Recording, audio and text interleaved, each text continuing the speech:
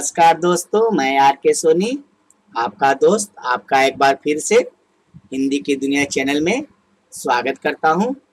दोस्तों, बहुत से लोगों का कमेंट आया कि अपना सीएससी ग्राहक सेवा केंद्र पे जो नया सर्विस नेशनल पेंशन स्कीम जो चालू किया है वो क्या है और इसमें किस तरह से आवेदन किया जाता है और इन्हें किन किन लोगों तक फ़ायदा होगा और कौन-कौन से इसके अंतर्गत आते हैं और ये इसका पूरी प्रक्रिया के बारे में हमें आप एक वीडियो बनाइए। तो चलिए दोस्तों, आपके कमेंट पे हमने ये वीडियो खासकर आपके लिए बनाया है, तो आप इसे पूरा ज़रूर देखिएगा और इसमें आप ये जानेंगे कि नेशनल पेंशन स्कीम क्या है और इसे कैसे आप अपने डिजिटल सेवा पोर्टल से किसी का भी कर सकते हैं, खाता खोल सकते हैं और इसके अंतर्गत कौन-कौन से व्यक्ति आते हैं और इसमें क्या नियम कानून हैं और ये कैसे विड्रॉवल होता है, इसमें कैसे आपको पेंशन मिलती है, ये तमाम जानकारी दोस्तों मैं आपको इस वीडियो में देने वाला रखिएगा ताकि आप इसे अच्छी तरह समझ सके कि नेशनल पेंशन स्कीम क्या है और इसका आप रजिस्ट्रेशन किसी का कैसे करेंगे और इससे कैसे उनको लाभ होगा। तो आगे बढ़ने से पहले दोस्तों, यदि आपने मेरा चैनल अभी तक सब्सक्राइब नहीं किया है तो आप मेरे चैनल को सब्सक्राइब कर लें ताकि सीएससी से रिलेटेड जो भी नई नई वीडियो और योजनाएं आएंगी वो हम आप तक सरलता से पहुंचा सके। दोस्तों, आपके स्क्रीन पर एक बेल का बटन दिखता होगा इस तरह का, इसे आप अलर्ट करना ना भूलें। इसके अलर्ट से आपको हमारा जो भी नया वीडियो लॉन्च होगा उसका नोटिफिकेशन आपके यूट्यूब पे आ जाएगा। तो चलिए दोस्तों, आगे बढ़ते हैं, अपने डिजिटल सेवा पोर्टल को लॉगिन करते हैं। तो दोस्तों, यहाँ फाइनेंस सर्विस में जाइएगा, यहाँ पे आपको नजर आएगा नेशनल पेंशन स्कीम एनपीएस। तो दोस्तों, सबसे पहला सवाल ये है कि एनपीएस है क्या। तो दोस्तों, एनपीएस 2004 में ये योजना लागू किया गया था, जो कि उनके लिए था जो कि सरकारी जॉब में थे, जिसका संशोधन 2009 में करके सभी भारतीय के लिए इसे बनाया गया। इसमें दोस्तों कोई भी भारतीय जो कि 18 से 60 साल के उम्र के हैं और वे पेंशन भविष्य में 60 साल के बाद लेना चाहते हैं तो इस स्कीम का लाभ वो उठा सकते हैं।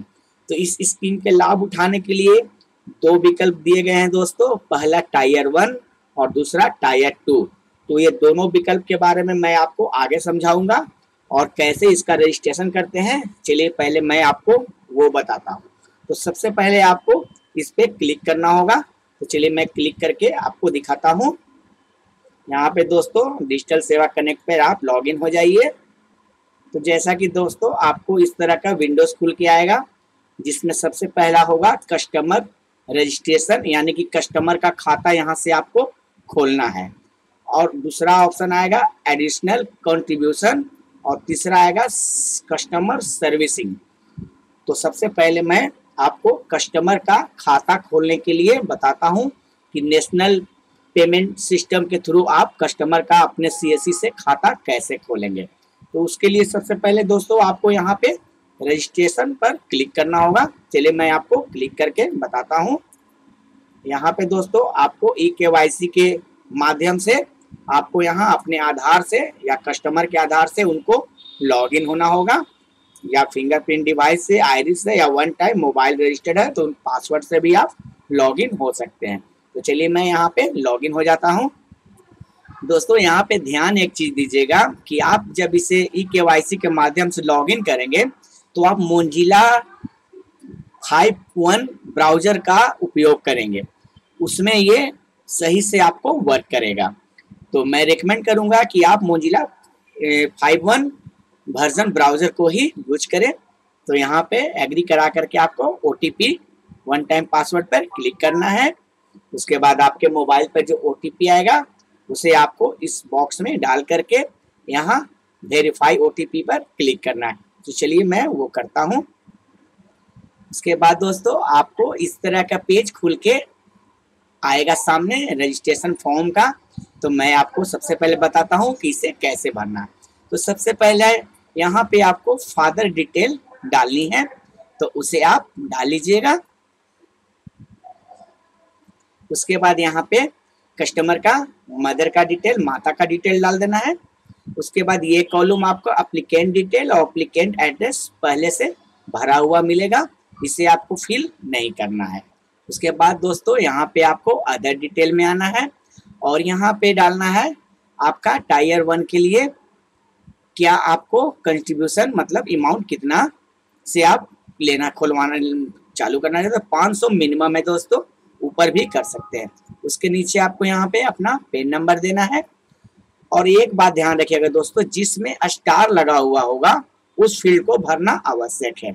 तो इस तरह से आप इस फॉर्म को पूरा भर लीजिएगा। यहाँ पे आपका इनकम का रेंज भी देना है, रेसिडेंशियल टाइप में दे दीजिएगा, आपके यहाँ इंडियन है जो भी है आप यहाँ पे भर लीजिएगा। प्राइवेट जॉब करते हैं, क्या करते हैं, ऑक्यूपेशन वगैरह ये सब सारा कुछ इनकम कितना है आपका वो सारा कुछ यहाँ पे डाल दीजिएगा। क्वालिफिकेशन जो भी है डाल दीजिएगा। और इसके बाद यदि और कोई एड्रेस आपका है तो एड्रेस को इस फील्ड में भर देना है आपको और भरने के बाद नेक्स्ट बटन पे क्लिक करना है। चलिए मैं इसे नेक्स्ट बटन पे क्लिक करता हूँ। उसके बाद दोस्तों आपको ये सेकंड रजिस्ट्रेशन का पेज खुलेगा, इसमें आपको SMS अलर्ट के लिए वो यस कर दीजिएगा। आइडेंटिटी प्रूफ पे पहले से ही आपका आधार कार्ड ले लेगा, अदर डिटेल भरिएगा या उसे ब्लैंक छोड़ सकते हैं। यहाँ पे आपको कस्टमर का बैंक डिटेल डाल दीजिएगा। उसके बाद आपको यहाँ पे नेक्स्ट करना है। चलिए मैं नेक्स्ट करके आपको बताता हूँ। यहाँ पे आपको अब नॉमिनी का डिटेल भरना है, इसमें आप नॉमिनी का डिटेल डाल दीजिएगा और यहाँ पे ध्यान दीजिएगा कि ये परसेंटेज ऑफ शेयर को देख लीजिएगा, कितना नॉमिनी को परसेंटेज मिलना चाहिए वो सब सारा कुछ यहाँ पे डाल दीजिएगा। यहाँ पे आप टायर चुन सकते हैं। इसके बाद आपको नीचे आना है और यहाँ पे ध्यान दीजिएगा, सबसे महत्वपूर्ण चीज है, इसे देखिएगा स्कीम डिटेल। इसमें आपको ये चुनना है कि आप जो पेंशन का ये जो नेशनल पेंशन का जो स्कीम लेना चाहते हैं उस किसके तहत किससे लेना चाहते हैं। इसमें बहुत सारे बैंक और LIC वगैरह है जो आपको अच्छा परसेंटेज देता है, उससे आप इसमें जुड़ सकते हैं और उसका आप ले सकते हैं। ठीक है, उसके लेने के बाद आपको दोस्तों यहाँ पे ऐड कराना है। यहाँ पे आपको डिक्लेरेशन भरना है। डिक्लेरेशन भरने के बाद यहाँ पे फील्ड को ऑटो चॉइस ही रहने दीजिएगा और उसके बाद आपको यहाँ पे सबसे नीचे आना है और यहाँ पे प्रीव्यू अपलोड करा देना है सिग्नेचर को। यहाँ पे आप कस्टमर का सिग्नेचर अपलोड करा करके सबमिट पर क्लिक कर देना है आपको। अब मैं बताता हूँ कि इसके बाद आपको क्या करना है। उसके बाद दोस्तों आपको सबमिट होने के बाद उसको फॉर्म को आपको प्रिंट आउट कर लेना है और प्रिंट आउट करके दिए गए पते पर आपको कुरियर के थ्रू भेज देना है। कुरियर से जब आप उसे भेज दीजिएगा तो आपको एक प्रान नंबर अलॉट होगा, वो प्रान नंबर आपको आपके घर पे आ जाएगा और आप अपने मेल पर भी मोबाइल पे भी SMS के थ्रू आपका प्रान नंबर का मैसेज आ जाएगा और इस तरह से आपका प्रान अलॉट हो जाएगा पेंशन के लिए। तो उसके बाद आपको क्या करना है, जब आपका प्रान अलॉट हो जाएगा तो यहाँ पे आपने देखा होगा एक कंट्रीब्यूशन सर्विस आपको यहाँ पे मिलेगा, इस पे आपको क्लिक करना है और यहाँ से आप वो प्रान नंबर डाल करके खुलने दीजिए। तो मैं बताता हूँ, यहाँ पे प्रान नंबर वो डाल के जो आपको मिलेगा वो प्रान नंबर डाल करके उनका इस तरह से पेंशन के लिए आवेदन कर सकते हैं। अब मैं बताता हूँ कि इसका क्या लाभ है और इसमें क्या क्या प्रक्रियाएं आएंगी। तो सबसे पहले दोस्तों ये 18 से 60 साल की उम्र के बीच के लोग कर सकते हैं इसको, कोई भी भारत का नागरिक इसमें अप्लाई किया जा सकता है।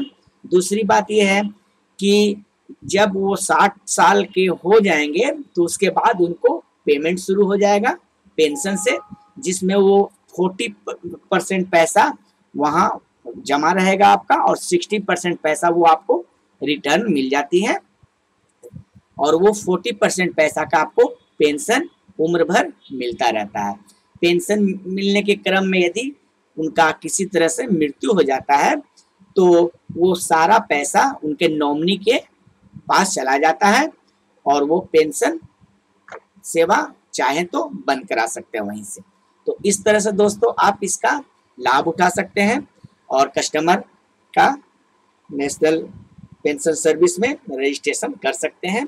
इसके आगे की जो भी प्रक्रिया है कुछ और मैं बताता हूँ आपको। इसके तहत जो अकाउंट खुलता है दोस्तों, इसमें इनकम टैक्स का भी छूट मिलता है। मतलब कि ये जो पैसा आप इनकम टैक्स में 80cc के तहत जो शो करेंगे उसमें आपको इनकम टैक्स भी नहीं कटेगा। ये इनकम टैक्स फ्री पैसा होता है पेंशनर के लिए। और ये सबसे बड़ी बात इसमें यह है कि इसमें आप हम कोई भी इन्वेस्ट कर सकते हैं। अच्छा है दोस्तों, ये आपके भविष्य के लिए बहुत अच्छा है। आप 60 साल के बाद आपको ये पेंशन देती जाएगी और उससे आप लाभ उठा सकते हैं। तो आज के लिए इतना ही। आशा होगा कि हमारा ये वीडियो आपको समझ में आया होगा और यदि इससे कुछ आपको लगता है कि ये चीज़ कैसे होना चाहिए नहीं समझ पाए हैं तो उसके लिए आप हमें कमेंट में लिखिएगा, हम आपको उसका जवाब जरूर देंगे। तो यदि अच्छी है इतना ही। धन्यवाद। जय हिंद, जय भारत।